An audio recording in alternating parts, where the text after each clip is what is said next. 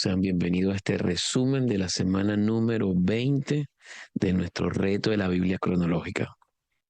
Eh, esta semana vimos cómo el camino de la fe y la adoración a Dios nos llevan a exaltar y a glorificar su nombre. El Señor reina en la alegría, en la reverencia y en la justicia. Esta semana vimos cómo el salmista celebró la grandeza de Dios. Él es un Dios de toda la tierra, una forma de pensar bastante contracultura para la época, ya que se creía que los dioses estaban limitados a una región. Entonces, cuando David dice que Dios es el Dios soberano de toda la tierra, Dios manifiesta su grandeza en la tierra a través de su creación y su pueblo. Estos salmos de esta semana también enfatizan que las personas son responsables ante Dios. En un mundo lleno de caos y reinos inestables, los salmos 97 al 99 nos recuerdan una verdad eterna. El Señor reina. Amado, no importa lo que usted vea, lo que usted escuche, el Señor está en control y Él reina. Su gobierno no está limitado por fronteras ni debilitado por el tiempo. Esta semana he tocado mucho el tema sobre el tiempo crono y el tiempo cairo. Usted y yo vivimos un tiempo crono. Hoy es un día particular, es una hora particular, pero el tiempo Cairo de Dios es el tiempo justo y el tiempo donde Él decide que va a suceder lo que va a suceder tanto contigo como conmigo. Y a veces decimos, wow, Dios sí se ha tardado. Mira, han pasado años, han pasado días, Dios no ha respondido, porque estamos midiendo por el tiempo crono. Pero el tiempo crono no es el tiempo de Dios. El tiempo de Dios es el tiempo Cairo. Él decide cuándo va a responder y en qué momento va a responder. Entonces, Él es justo, santo y poderoso.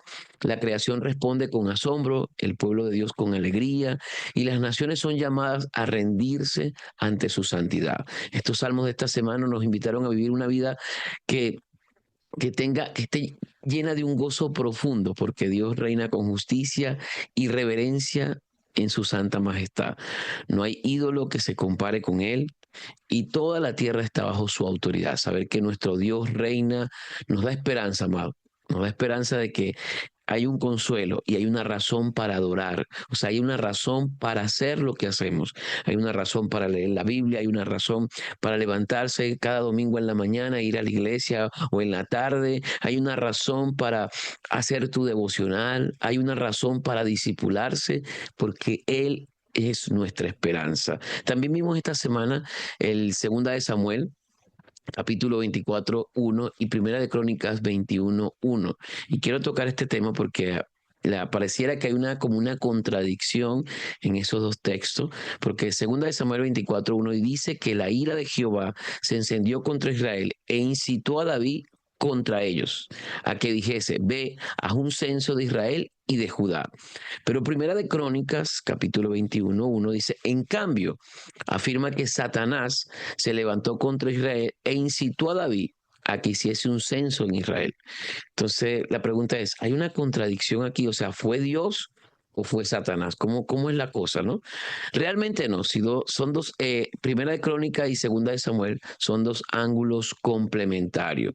En la cosmovisión bíblica, especialmente en el Antiguo Testamento, Dios es soberano. Y no solamente en el Antiguo Testamento, Dios sigue siendo soberano sobre todo, incluso sobre los actos de Satanás. Esto no significa que Dios cause el pecado, sino que puede permitirlo y aún usarlo para cumplir sus propósitos mayores. Un ejemplo de eso, es un ejemplo paralelo, es Job, capítulo 1 y capítulo 2, muestra que Satanás fue quien afligió a Job, pero con el permiso de Dios, con el permiso divino. Así que el autor directo fue Satanás. El evento tuvo un lugar dentro de la voluntad permisiva de Dios. Entonces, desde la perspectiva de Samuel, Dios permitió que David fuese incitado como juicio sobre Israel. Desde la perspectiva de Crónica, el instrumento fue Satanás. Entonces, David fue incitado por Señor, pero el instrumento terminó siendo Satanás. No hay contradicción, sino una visión teológica más rica de cómo opera la providencia divina de Dios. Y es importante que Dios no es el autor del pecado. O sea, Dios no tienta a nadie, Dios no dice, bueno, vamos a hacer que peque, ¿no? Porque dice Santiago 1:13, dice, cuando alguno es tentado, no diga que es tentado de parte de Dios, porque Dios no puede ser tentado, porque el mal, ni Él no tienta a nadie. Dios no puede ser tentado por el mal, perdón, pero Él no tienta a nadie. Pero puede gobernar incluso sobre los pecadores, sobre Satanás, para lograr sus fines soberanos, como lo declara José en Génesis 50:20. Dice, vosotros pensaste hacer mal contra mí, mas Dios los encaminó al bien. Y se acuerdan todo lo que pasó con José, que fue que los hermanos lo tiraron a una cisterna, le mintieron a su papá diciendo que José había muerto y que una fiera se lo había comido. Y cuando José tuvo a sus hermanos ahí frente a frente, él dijo, ¿sabes qué? Tranquilo, no pasa nada, yo los perdono. No fueron ustedes los que planificaron todo esto. Eh, Ustedes quisieron pensar contra mí mal, pero Dios los encaminó al bien. También vimos esta semana el Salmo 30, que es un canto de gratitud, donde David recuerda cómo Dios lo levantó de la aflicción y no permitió que sus enemigos se burlaran de él. Expresó cómo Dios transformó su lamento en danza, su tristeza en gozo. Estos salmos nos recuerdan que la misericordia de Dios, amado, es más fuerte que nuestros fracasos. No sé cuántas veces has fracasado o cuántas veces te has sentido derrotado, pero su misericordia, su bondad, su amor, su justicia nos alcanza. A veces no nos sentimos dignos, a veces no decimos, wow, Señor, te volví a fallar, volví a hacer las cosas mal. Y como Jesús le dijo a aquella mujer, mira, si lo hiciste mal, vete y no peques más. Amén. Aunque el sufrimiento puede durar un tiempo, por la noche dice durará el lloro, pero la alegría llega al amanecer. Dios no se complace en nuestras caídas, sino en nuestra restauración. Muchos de nosotros a veces tropezamos, nos sentimos indignos de la misericordia de Dios y algo que he visto como pastor es que muchas personas a veces cuando cometen un error o pecan, porque todos pecamos obviamente, lo primero que hacen es alejarse de la iglesia, porque la iglesia les recuerda la presencia de Dios. Y dice, no, no es que no quiero ir, se empiezan como a enfriar, pero la verdad ese enfriamiento es que se sienten indignos, no se sienten dignos de la misericordia y la bondad de Dios. Y déjeme decirle, amado, como acabo de decir, Dios no se enorgullece en nuestras caídas ni se alegra cuando caemos. Dios se Dios se muestra bondadoso y misericordioso en nuestra restauración. Aun cuando el orgullo de David lo llevó a sentirse seguro de sí mismo cuando hizo el censo, fue la disciplina amorosa de Dios lo que lo trajo de vuelta. Así también nosotros, cuando nos volvemos a Él, descubrimos que su favor dura toda la vida. Escúchame, toda la vida. También vimos en los Salmos 108 y 109, que son unos salmos bien fuertes. El Salmo 108 es una alabanza de victoria, pero el Salmo 109 es un salmo imprecatorio. Un salmo imprecatorio exige el juicio de Dios sobre los enemigos. El salmista dice, Señor, toma justicia y Señor y haz disciplina sobre estos impíos. Y puede sonar discordante en los oídos de los lectores modernos como nosotros, el Salmo 109, pero comprendemos que el salmista está pidiendo el juicio de Dios sobre la maldad y justicia para los oprimidos. Apeló a Dios basándose en su carácter santo y su carácter justo y le pidió que actuara a favor de personas a la que él, se le habían hecho mal a él. Pero ambos salmos nos enseñan que Dios escucha nuestras canciones de gratitud, pero también escucha nuestros gritos de angustia. El Salmo 109 es un grito de angustia. Señor, Padre, ayúdame, toma el control de esta gente malvada, de esta gente mala.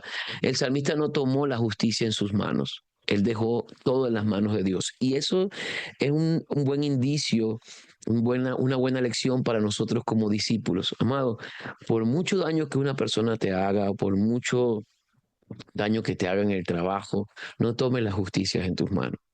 Deja que Dios, el Dios justo y el Dios de misericordia, pelee por ti. Es más, a veces ni nos toca a nosotros defendernos. Dejamos que nuestro Señor nos defienda. Jesús, cuando fue ante Pilato, no se defendió. Cuando fue ante el Sanedrín, no se defendió. El Padre lo defendió. Y muchas veces nosotros queremos defendernos, queremos actuar como actúa el mundo. Y nosotros somos contracultura. Nosotros dice la palabra que somos peregrinos y extranjeros en este mundo. Y tenemos que confiar en la santidad, en la fidelidad y en la justicia de Dios.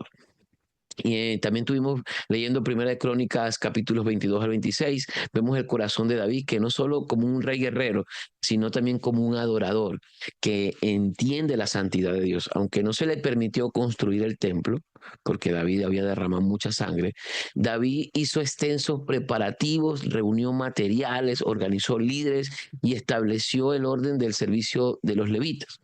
Este acto revela algo muy importante, que adorar a Dios requiere preparación y reverencia.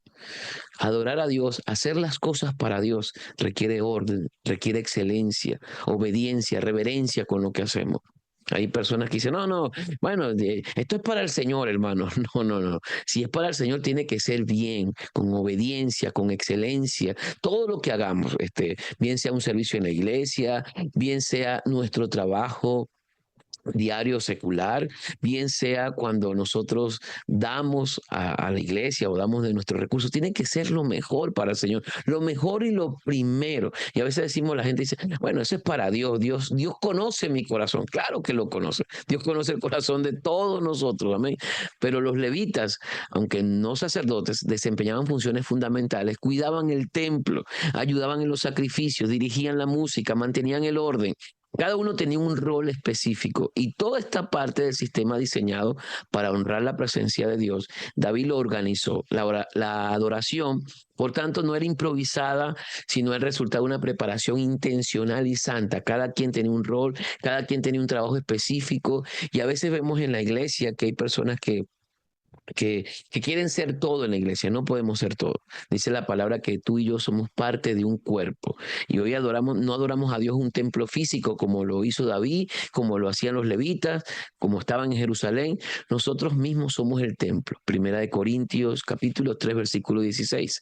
Pero la verdad no debe restar importancia a la preparación, amado. Todo lo que usted haga, si usted va a preparar una clase de discipulado, si va a preparar un tema de adoración, un tema de prédica, si adoras al Señor, si sirves en la iglesia, tienes que hacerlo con excelencia. Es más, aparta la parte de la iglesia, de lo religioso. Si haces tu trabajo, que las personas que vean tu trabajo digan, wow, esta persona hace su trabajo, es la primera en llegar, es puntual. Los cristianos tenemos que ser los más puntuales. Los cristianos tenemos que ser los más obedientes. Los cristianos tenemos que ser, cuando todo el mundo en el trabajo se pone en contra del trabajo, de la empresa donde que trabaja, amado, nosotros debemos ser los más reverentes y los más leales, no a la empresa a la cual trabajo, no al jefe, sino primeramente a Dios, porque dice la palabra, y todo lo que haga, hágalo como para el Señor tu Dios. Amado, todo lo que hacemos en nuestra vida tiene que ser con excelencia, con amor, de hecho, una vez estaba en el supermercado con mi esposa y pues llegamos al supermercado, fuimos a ese mercado, salimos en el carrito y llevar el carrito donde tenía que colocarlo estaba como algo lejos. Y había mucho sol. Y entonces yo me bajé del carro y dije, no, yo voy a llevar el carrito donde se coloca el carrito del supermercado. Amado, y fui y caminé, no sé, el estacionamiento era muy largo, y fui, llevé el carrito y lo coloqué ahí. Y cuando venía el señor de que recoge los carritos del supermercado, me dice, oye, señor, muchas gracias por ser un ciudadano de orden. Y yo casi que le digo amén, ¿no? Y yo le digo, de nada, ¿no? Porque tú no sabes, o sea, el hecho de que alguien trabaje en comando los carritos en el supermercado, no tienes que dejar el carrito tirado allí, no, tienes que ir y llevarlo donde va el carrito, porque la gente dice, no, no, alguien lo va a acomodar, alguien lo va a arreglar, no, o sea, si tú y yo somos personas cristianas, somos discípulos de Cristo, amado, tenemos que ser ordenados en todo, aunque nadie nos vea, porque verdaderamente allí es donde está el corazón de Dios, cuando nadie nos ve haciendo las cosas, es allí donde decimos, Señor, te quiero honrar, aunque nadie nos vea. ¿Amén? Porque a veces queremos hacer las cosas cuando la gente nos ve. Mira, wow, mira cómo lo hizo con excelencia. Wow, esa persona siempre llega puntual. Wow, pero si te toca hacer algo tuyo, eres impuntual o no estás a tiempo o las cosas no funcionan bien o eres improvisado. Y no quiero decir que muchas veces no tengamos que improvisar. A veces hay que improvisar, obviamente, porque a veces las cosas no están en control de las manos de uno y hay que improvisar, pero que siempre estés improvisando, que siempre estés haciendo. Imagínate si David fuese improvisado en construir, en dejarle las cosas a Salomón para construir el templo, no se fuese construido. Entonces todo ¿Cómo podemos disponer el corazón para adorar? Con un corazón limpio, un corazón y una mente enfocada, una actitud de rendición. Así como David organizó con esmero el servicio al templo, nosotros también debemos ordenar nuestro interior, apartar tiempo, eliminar distracciones y cultivar una vida diaria centrada en Dios. Amado, escúcheme, estar ocupado no es estar enfocado. Hay gente que está muy ocupada. ¿Qué, pastor? Tengo que hacer tantas cosas, no me da tiempo de orar, no me da tiempo de leer la Biblia, no me da tiempo de hacer devocional, porque usted no sabe, pastor, yo estoy muy ocupado. Estar ocupado no es estar enfocado. Estar enfocado es, si yo dije que iba a hacer algo, lo voy a hacer. Eso es tener disciplina, eso es comprometerse con uno mismo. Y a veces uno quiere alcanzar cosas en la vida secular y en la vida espiritual. Y no las alcanzamos porque hay gente que dice, no, es que yo a esa hora no puedo orar, no, es que a esa hora ese discipulado es muy pesado, es que wow, es que yo no, a esa hora yo no puedo hacer eso porque es que yo tengo otros compromisos. Entonces estás ocupado, pero no enfocado. Si de verdad nosotros nos enfocamos en Cristo, en Dios como nuestra prioridad, amado, todo lo demás dice la palabra Mateo 6:33. Busca primeramente el reino de Dios y su justicia y todas las demás cosas vendrán por añadidura. Y cierro con esto, confiar, clamar y alabar. Alabar a Dios. El Salmo 131 habla de la humildad y el descanso en Dios. El salmista no se enorgullece ni se inquieta por lo que está fuera de su control, lo que acabo de decir. Hay cosas que no están en control de nosotros, pero el salmista ni se inquietó por eso, sino que confía como un niño en los brazos de su madre.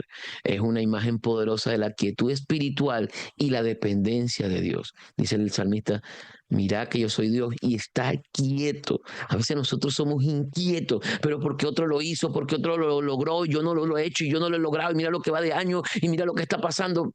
Calma, calma. El salmista decía, yo quiero descansar en Dios.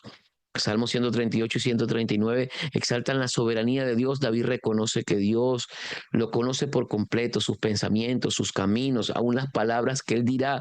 A pesar de esa profundidad, Dios no se aleja, sino que Dios lo rodea con amor.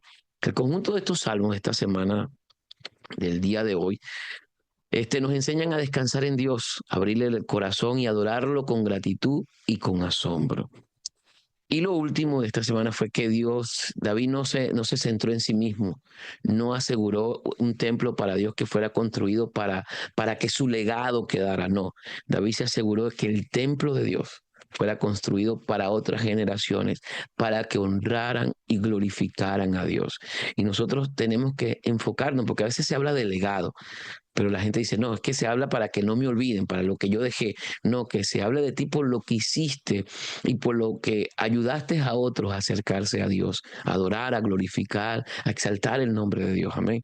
Que nosotros seamos reconocidos, amén, como unos verdaderos discípulos de Cristo. Y con esto quiero cerrar la semana número 20 de nuestro reto, la Biblia cronológica. Amén.